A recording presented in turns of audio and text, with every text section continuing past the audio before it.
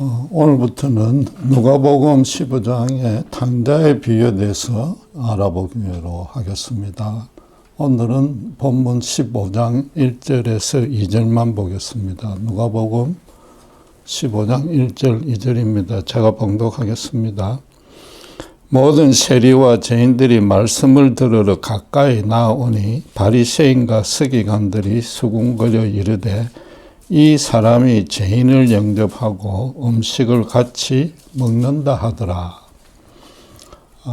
해가 바뀌어도 터널의 끝은 보이지 않고 세상은 여전히 고난과 시기와 분쟁으로 지새기에 올해도 하루도 편안한 날이 없을 것 같습니다. 지금보다 훨씬 궁핍했었고 종교적 핍박을 이겨냈던 초대 교회 때처럼 순전한 복음을 붙들지 않으면 코로나가 종식된다 해도 소망이 없을 겁니다. 새벽두에 돌아온 탕자의 비유를 배워보고자 하는 까닭은 예수님의 십자가 구원이 이만큼 잘 드러나는 비유도 없기 때문입니다. 누가복음 15장은 잃어버린 양, 잃어버린 드라크마, 그리고 집 나간 둘째 아들의 세 비유로 구성되어 있습니다. 예수님이 한 가지 주제로 쭉 연결해서 가르치신 말씀이므로 처음부터 함께 살펴보려 합니다. 오늘의 본문은 서론격으로 예수님이 그 세 비유를 말하게 된 계기를 설명하고 있습니다. 먼저 모든 세리와 죄인들이 예수님의 말씀을 들으러 가까이 나왔다고 합니다. 이 모든이라고 수식했지만은 이거는 이스라엘의 세리와 죄인들이 전부 다 모였다는 그 all, 영어로 치면 all이란 뜻은 아닙니다. 성경에서 모든이라는 수식어가 종종 등장하는데 많다, many, 그 많다는 걸 강조하는 히브리식어법입니다. 우리도 시골 운동에 사람이 많이 몰리면 그 동네 사람 전부 모두 모였다고 말하지 않습니까?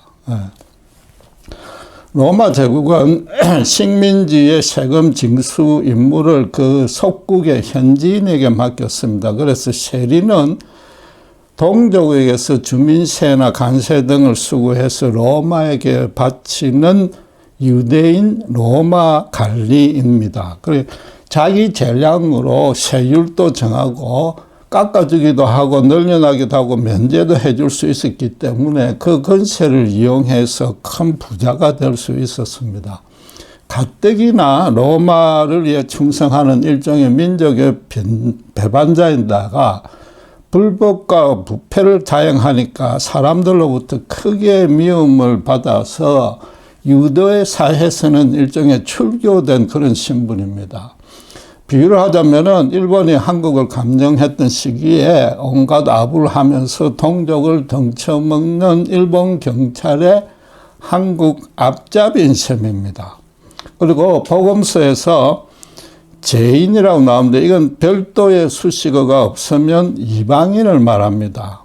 온갖 우상을 음란하게 섬기고 모세의 거룩한 율법은 전혀 모르기 때문에 도덕적으로 타락했고 세속적인 쾌락만 쫓고 살기에 하나님의 구원 밖에 있는 자라는 뜻입니다.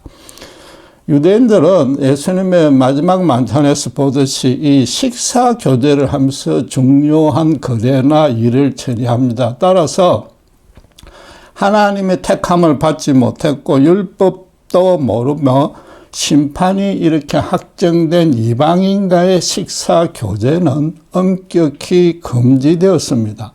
한마디로 세리와 죄인은 하나님께 저주를 받았기에 아무도 상종도 하지 않는 자들이었습니다.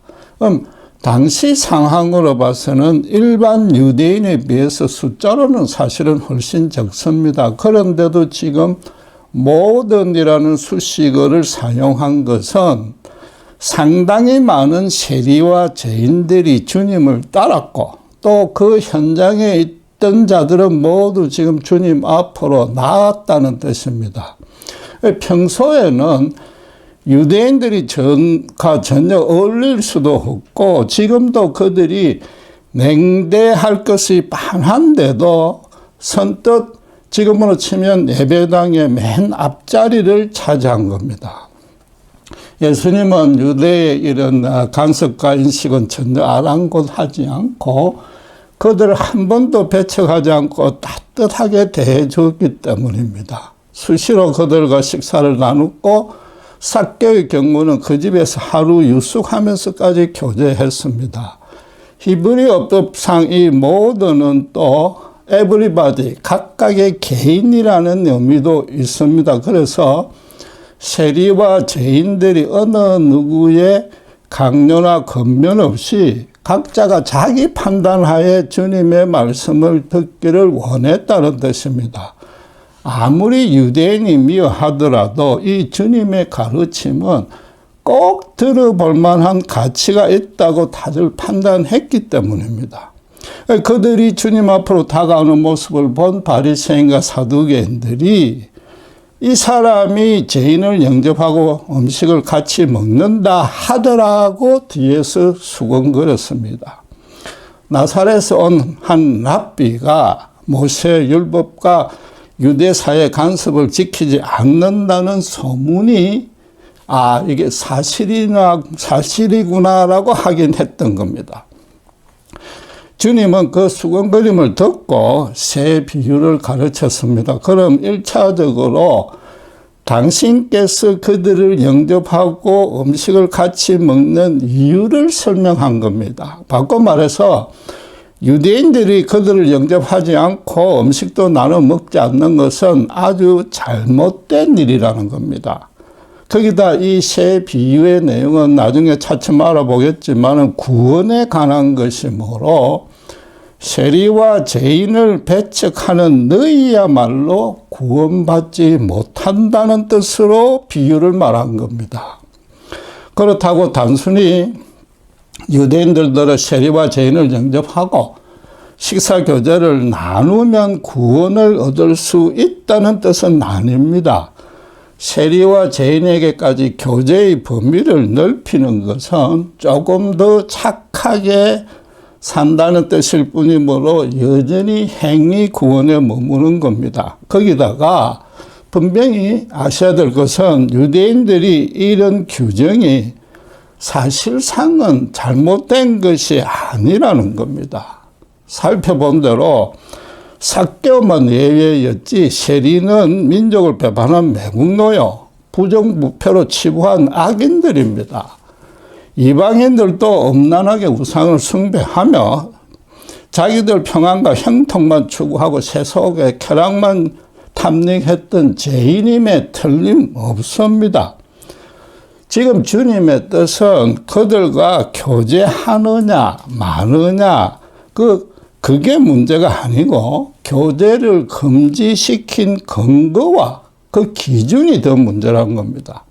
그 기준은 이 바리새인과 사두개인들이 스스로 제정했던 도덕적 종교적 규정입니다. 그럼 당장 그들로서는 하나님이 모세에게 주신 율법에 따라서 나눈 것이라고 반발할 것입니다. 그러나 그렇지 않습니다. 세리는 율법을 제정할 당시에는 있지도 않았던 직업이라서 율법에서는 아예 언급조차 하지 않습니다. 그리고 외국인은 내국인과 동등한 대우를 해주라고 분명히 율법에서 지시해 놓았습니다. 레위기 19장 33절에는 거류민이 내국인이죠. 너희 땅에 거류하여 함께 있거든 너희는 그들을 학대하지 말고, 또 레위기 24장 22절에는 거류민에게든지 본토인에게든지 그 법을 동일하게 할 것은 나는 너희의, 여기는 거류민과 본토인 합친 모든 이의 하나님 여호와입니다 라고 선언하고 있습니다. 특별히 모세가 유월절 제사를 규정하면서 출애굽기 12장 49절에는 본토인에게나 너희 중에 거류하는 이방인에게나 이 유월절 제사법이 동일하니라고 선언했습니다. 유월절 제사는 1차적으로 출애굽 탈출을 기념하지만은 근본적으로는 그 죄에서 구원받는 것을 의미하므로 구원에서 이방인에 대한 하느님의 차별이 없다는 뜻을 율법에서부터 밝혀 놓은 겁니다. 지금 제가 도덕과 종교가 나쁘다고 말하는 뜻은 전혀 아닙니다. 유대 사회 전체의 질서를 바로잡고 그게 사람들이 악에 오염되는 것을 막으려고 세리와 죄인과의 교제를 금한 그 의도 자체는 나름대로 타당했습니다. 그러나 도덕과 종교가 맡은 역할과 그 범위를 분명히 아셔야 되는 겁니다. 먼저 도덕과 종교는 어떻게 해서 생겼습니까? 어떤 공동체가 최초로 도덕을 제정한 배경은 인간의 탈을 쓰고서는 이런저런 이런 범에서는 안 되겠다고 공통적으로 또 본성적으로 깨달았기 때문인 겁니다. 부모에게 효도하고 살인이나 간음이나 도둑질이나 거짓 증거를 하지 말아야 되고 이웃 소유를 탐하지 말아야 되겠다고 자연스레 다들 합의한 겁니다. 10계명의 인간관계 그 6계명들은 모든 인간 공동체들이 적용하는 최소한의 윤리인 겁니다. 사람들이 모두가 한 조상을 가졌고 하나님의 도덕적인 형상을 담게 지어졌기 때문인 겁니다. 그리고 종교는 세상이 눈에 보이는 것만 전부 아니고 인생살이에는 인과응보로 설명할 수 없는 그런 묘한 일들이 많다는 진리를 사람들이 깨달은 결과인 겁니다. 개인이 도무지 감당하지 못하는 엄청난 일들이 많이 발생하고 무엇보다도 한 명의 예외 없이 언제 닥칠지 모르는 그 죽음의 벽은 절대로 뛰어넘을 수 없다고 인식한 겁니다. 그러니까 눈에 보이지는 않지만은 이 세상을 움직이는 어떤 절대다 내지는 절대적인 원리가 있으리라고 인식하기 시작하면서 이 다양한 형태의 종교가 출현한 겁니다. 이 또한 창조자 절대자에 의해서 만들어진 이 연약하고 제한된 인간인지라 자식이 부모를 찾는 것처럼 하나님을 소망하는 데서부터 시작된 겁니다. 바꿔 말해서 이 절대자 하나님 창조주가 존재하지 않았다면은 인간은 도덕과 종교를 고안하지도 못했다는 겁니다. 모든 사람이 스스로는 인식은 하지 못해도 하나님이 심어놓은 그 본성에 따라서 하나님이 창조한 그 원리에 따라서 하나님 당신을 경배하고 그 거룩한 뜻에 따라서 살겠다는 그 영적인 갈증 내지 요구는 모두가 느끼고 있는 겁니다. 짐승이 착하게 살려고 노력하고 절대자에게 기도하는 일은 결코 없지 않습니까? 그래서 이 모세 율법의 헌법적인 10계명의 첫 4계명은 분명히 선언하기를 하나님만 믿고 따르라고 합니다. 인간이라면 반드시 하나님을 온전히 믿어야 하고 또 그 바탕에서 나머지 6개 인간관계 계명을 지켜야 한다는 겁니다. 창조주 여호와 하나님을 따르지 않으면은 온전한 의미와 가치가 있는 인생을 결코 살 수 없는 겁니다. 요컨대 율법이 말하는 바는 하나님만이 구원과 심판을 주관하고 또 이 땅의 모든 인생의 삶도 아름답고 거룩하게 통치하시는 존재라는 겁니다. 그런데 문제는 어떤 인간도 이 모세의 거룩한 율법은 둘째치고 인간 스스로 고안해낸 도덕과 종교 규명조차도 제대로 준행할 수 없다는 겁니다. 몇 번이나 말하지만 초등학교 도덕교과서에서 나오는 거짓말 하지 말라는 그 간단한 가르침조차도 아무도 지켜내지 못합니다. 그런 주제에 다른 사람을 하나님의 구원에 절대 들지 못한다고 정죄할 수는 결코 없습니다. 유대인들이 세리와 죄인과의 교제를 금한 것은 인간이 행할 수 있는 범위를 넘어서 이건 하나님의 영역을 침범해서 완전히 대적한 겁니다. 그만큼 완악한 교만, 아니 큰 죄는 없는 겁니다. 하나님이 시내산에서 모세에게 율법을 수여하고 있을 때 이스라엘이 어떻게 하고 있었습니까? 산 밑에서 금송아지 우상을 만들어서 그 앞에서 먹고 마시고 춤추고 있었습니다. 이 유대인들이 400년간 애굽에서 노예살이 할 동안 이 항소신의 제사에 익숙해져 있었던 겁니다. 그러니까 이 이방인의 우상 제사는 음주 가무는 물론이고 성적으로 음란한 그런 잔치로 끝나는데 사실상 성경 기록은 없지만 그대로 재현했다는 겁니다. 모세가 격분해서 도대체 이게 웬 우상이냐고 따지니까 여러분 아론이 어떻게 대답한 줄 아십니까? 출애굽기 32장 22절 24절에 제가 봉독하겠는데 이렇게 말했습니다. 내 주여 노하지 마소서. 이 백성의 악함을 당신이 아나이다. 그들이 내게 말하기를 우리를 위하여 우리를 인도할 신을 만들라. 우리를 위해서 우리가 만들자고 그럽니다. 이 모세 곧 우리를 애굽 땅에서 인도해낸 사람은 어찌 되었는지 알 수 없노라 하기에 내가 그들에게 이르기를 아론이 이르렀습니다. 금이 있는 자는 빼내라 한즉 그들이 그것을 내게로 가져왔기로 내가 불에 던졌더니 이 송아지가 나왔나이다. 눈에 보이지 않는 여호와는 섬기기 싫으니까 우리를 인도할 신을 근사하게 만들라고 백성들이 요구하자 아론이 거기에 굴복했고 아론이 금을 갖고 오라고 분명히 명령했습니다. 아론 스스로 애굽의 항소신을 이전에 자기가 익숙했던 그 신을 만들어야 됐다고 작정한 겁니다. 지금 그는 모세 대신에 책임지고 백성들을 통치해야 될 지도자인데 그런데도 모든 잘못을 백성에게 떠돌리고 있습니다. 나아가서 그 금붙이들을 불에 던졌더니 송아지가 나왔다고 하는 말도 안 되는 변명을 합니다. 여러분 우스갯소리로 도둑이 길 가다 줄을 있어서 들고 왔더니 나중에 보니 그 줄 끝에 항소가 달렸더라. 그거하고 똑같은 겁니다. 예. 아론의 지 감독 아래 이 백성들이 금붙이들을 녹여서 항소들을 조각한 것이고 그럼 엄청난 양의 금이 필요하니까 수많은 백성들이 그 일에 참여한 겁니다.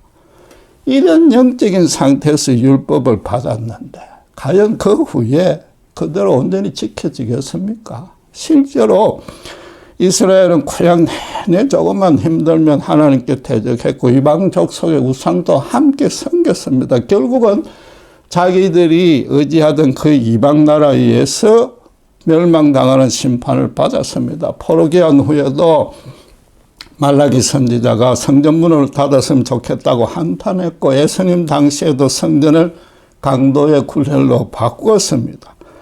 구약의 이스라엘 지도자들부터 지금 썩고 또 썩었습니다. 그래서 바울이 유대인들의 의가 이방인보다 전혀 나을 것이 없으며 도리어 로마서 2장 23절에 율법을 자랑하는 내가 율법을 범함으로 하나님을 욕되게 한다고 한탄했습니다. 여러분 그런데 당시에 이 유대사회에서는 이 지구상에서 전 세상에서 최고로 어려운 사회입니다. 그럼 그들이 정한 규정도 그 중에서도 제일 똑똑하고 경건하고 신령한 사람들이 정했으니까 당연히 인간사에서는 최고존 반론이 없는 그런 선입니다. 당시 어떤 유대인도 바리새인의 가르침이 틀렸다고 생각조차 못합니다. 그러나 주님은 죄인과 세리들과 수시로 서로 교제했습니다. 인간사회 최고의 선도 당신의 관점에서는 완전히 틀렸다고 선포하고 있는 겁니다. 그러니까 맨 뒤에 숨어 있어야 될 이 세리와 죄인들이 성큼 앞자리에 나온 겁니다. 예수님 백 믿고 나온 겁니다. 솔직히. 그렇잖아요.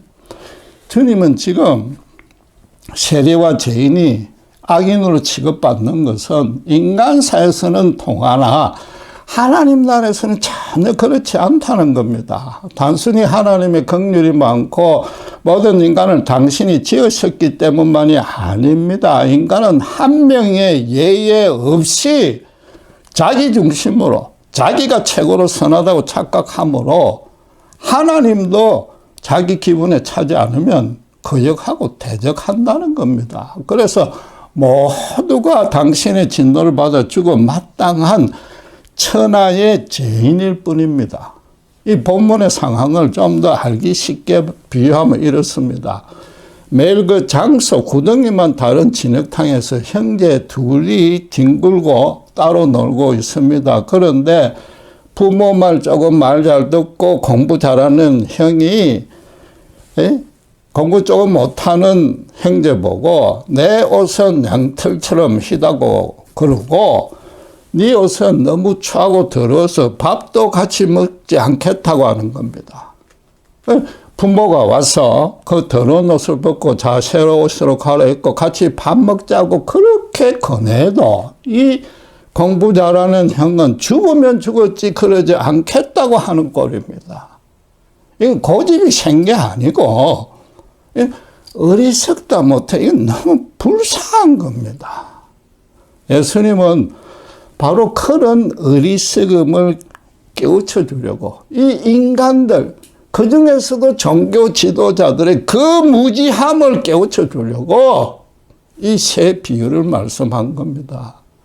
공부 잘하는 형제인 바리새인과 사두개인들이 공부 못하는 형제인 세리와 죄인들을 똑같이 너희도 똑같이 더러운 옷을 입고 있지 않느냐. 내가 새 옷으로 갈아입혀 줄 테니 제발 너희도 이 사람들처럼 내 앞으로 나오라고 지금 초대하고 계시는 겁니다.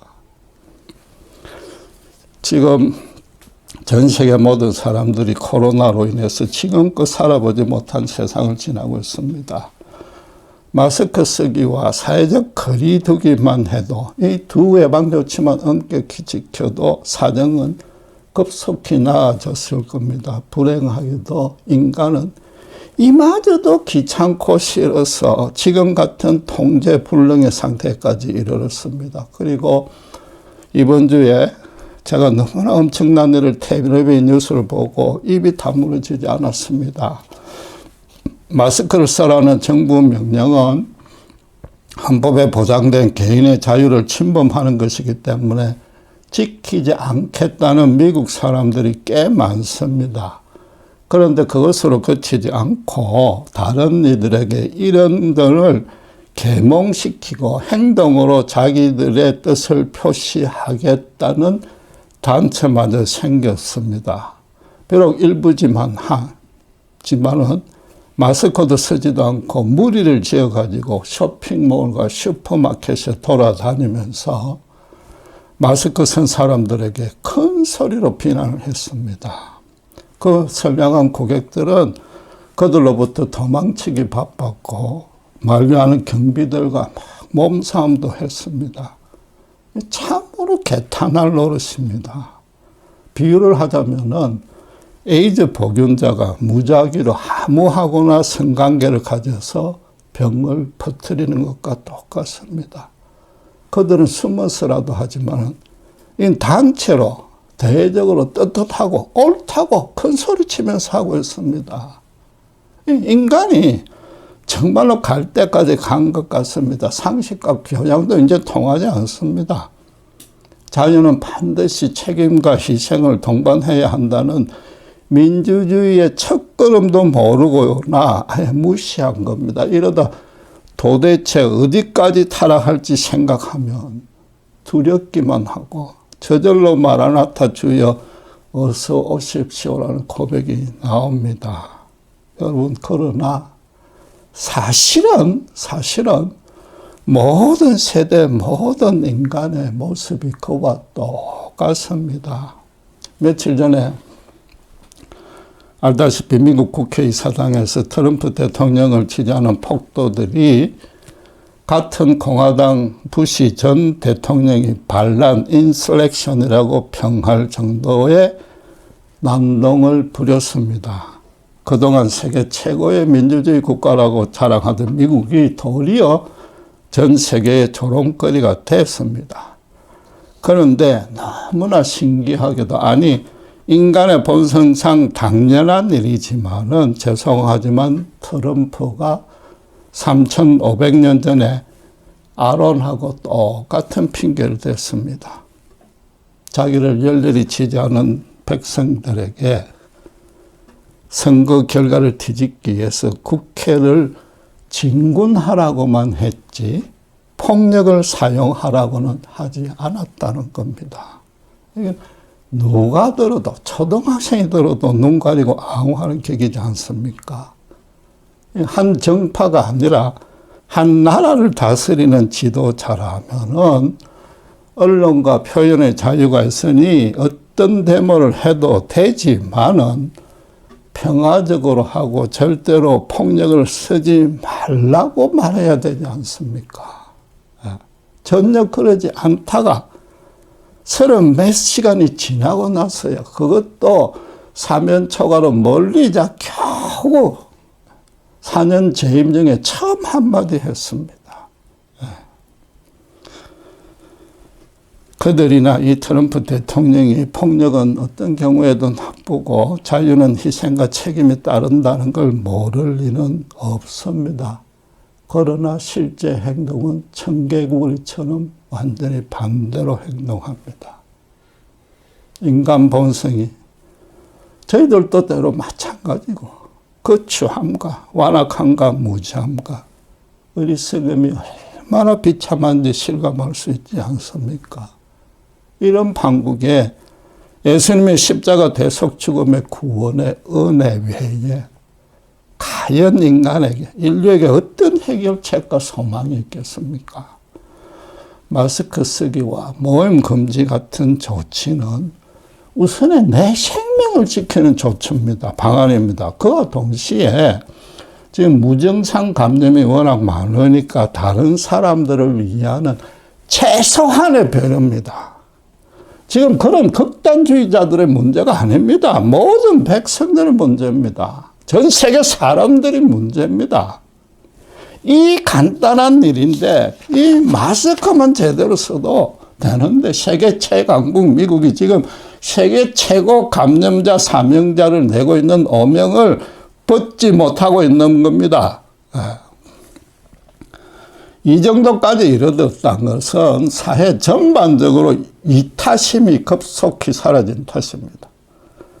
자기만 안 걸리면 된다는 이기주의에다가 정부가 개인의 자유를 제한해서는 절대로 안 된다는 이 완전히 비뚤어진 개인주의에다가 찰나적인 생각과 감정에만 따라 행동하는 쾌락주의가 이 시대를 주도하고 있다는 뜻입니다.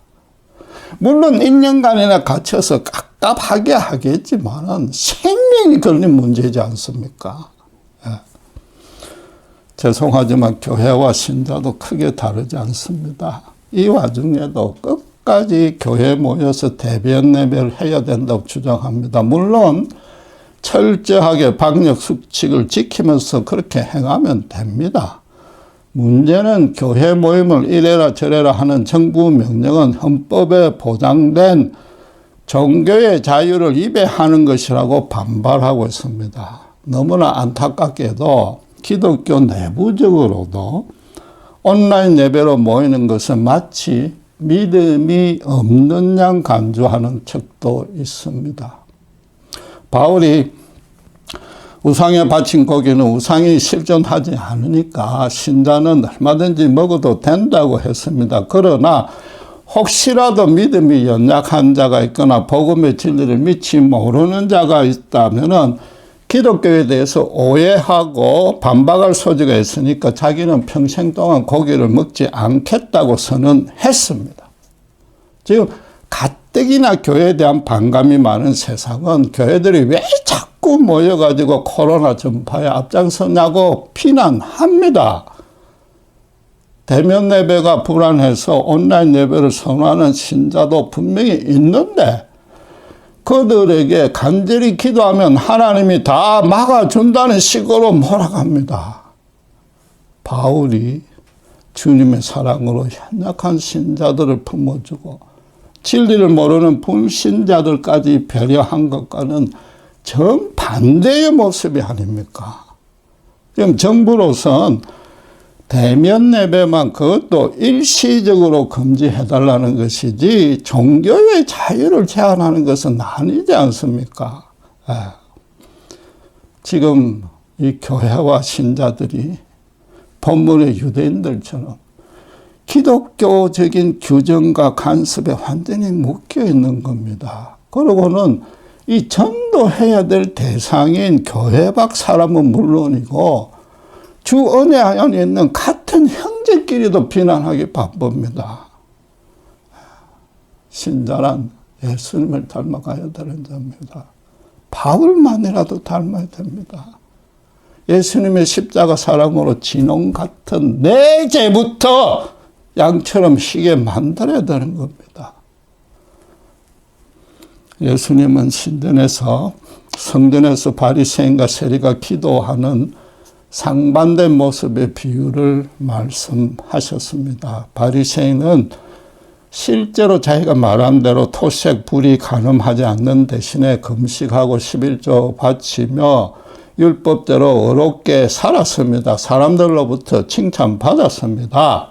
그러나 하나님 앞에서마저도 세리와 따로 탁 떨어져서 기도하면서 세리하고 비교하면서 자기는 어렵고 저 세리는 악하다고 말했기 때문에 정작 하나님으로부터는 어렵다 하심을 받지 못하는 겁니다. 반면에 세리는 누가복음 18장 13절에 멀리 서서 눈을 들어 하늘을 쳐다보지도 못하고 다만 가슴을 치며 이르되 하나님이여 불쌍히 여기소서 나는 죄인이로소이다 라고 처절하게 고백하는 게 기도였습니다. 그는 분명 적국 로마를 위해서 봉사했고 알게 모르게 부정으로 치부도 했을 겁니다. 그러나 그게 항상 마음에 큰 짐으로 남아 있었던 것이고 그와 동시에 자기들을 상종조차 않는 유대인들을 미워하는 마음으로 가득 찼을 겁니다. 그러나 그의 무엇보다도 하나님의 구원을 평생 받지 못하는 저주받은 자로 살아간다는 것이 너무나 가슴에 대못이요 원이요 싫고 괴로웠을 겁니다.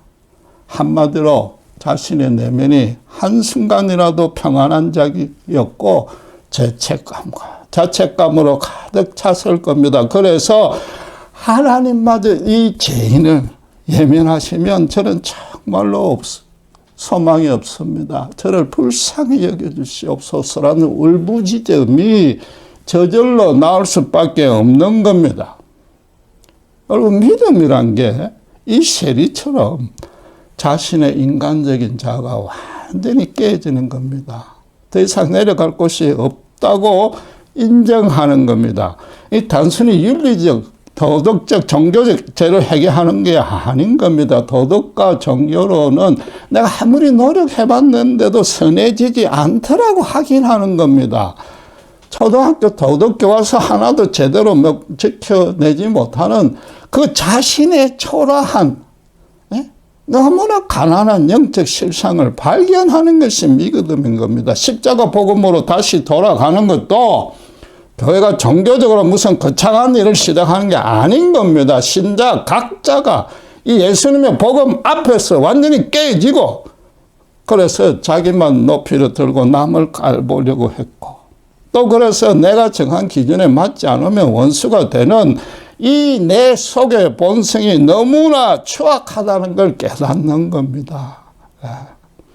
그리고 내가 행하려고 했던 그 도덕적, 종교적 선한 일마저도 지나고 나서 엄격히 따져보니까 내 유익과 감정과 자존심과 욕심 등을 채우려는 숨겨진 의도가 있었다는 것을 깨닫는 겁니다. 그런 내 진짜 실체를 하나님은 물론이고 사람들 앞에 들키기 싫어서 그렇게 어려운 척 한 적이 많았다고 솔직하게 겸허하게 예수님 앞에서만이라도 인정하는 게 믿음인 겁니다.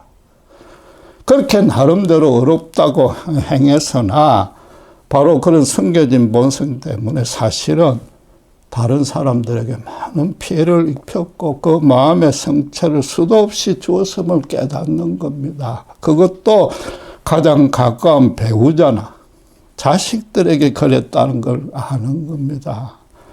지금 예수님 앞에 나오는 세리와 죄인들도 주님의 말씀을 들을 때 그런 마음이 들었을 겁니다.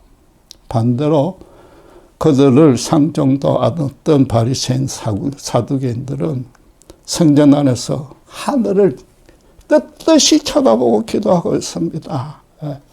그들은 분명히 사회적으로 어려워서나 그러므로 해서 이 세리와 죄인에게 평생도록 가슴에 대못을 받은 겁니다. 그건 씻을 수 없는 상처인 겁니다.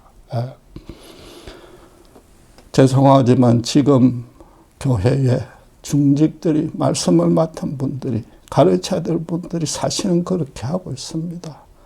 교리로 가지고 사람을 차별합니다. 분명히 절대적으로 옳고 선한 교리는 지켜야 되나, 그걸 가지고 사람을 차별하면 안 된다는 게 오늘 본문 말씀인 겁니다. 신년 초에 잘 믿으면 올해도 풍성한 복을 받을 수 있다는 메시지를 주지 못해서 죄송합니다. 그러나 실망할 필요는 전혀 없습니다. 제가 감히 단언하건대 이 진리야말로 우리 모두가 참된 복을 받을 수 있는 유일한 길입니다. 예수님이 심령이 가난해지고 그 가난해진 심령을 애통해하는 자만이 복을 받는다고 했습니다. 그리고 핍박하는 원수를 위해서 기도해 주는 자가 마지막 8번째 복을 받는다고 말했고 초대교회 신자들이 그랬습니다. 올 한 해도 우리가 끝까지 기억하고 붙들 것은 십자가 복음입니다. 우리는 예수님의 십자가 은혜와 사랑 안에 이미 들어와 있습니다. 매일 기도와 말씀으로 그분의 심정을, 예수님의 심정을 헤아려서 우리 마음에 채우십시오.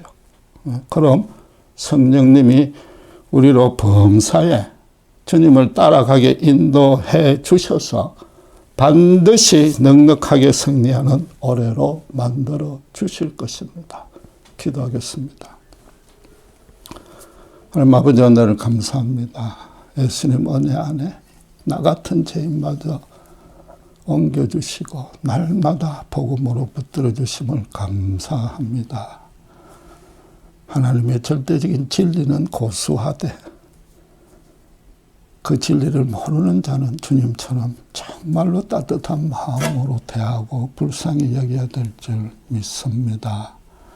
이 코로나 사태로 사회가, 심지어 교회마저, 신자들마저 갈갈이 찢어지고 서로를 원수처럼 바라보는 이 세대에 정말 진리를 아는 자답게 주님의 마음을 가슴에 채우고 날마다 주님을 따라가면서 정말 그 모든 차별 없이 주 안에서 주님 사랑으로 섬기는 아름다운 공동체를 저희 가정에서부터, 저희 주변에서부터, 또 내가 섬기는 교회에서부터 세울 수 있도록 우리를 축복해 주시옵소서.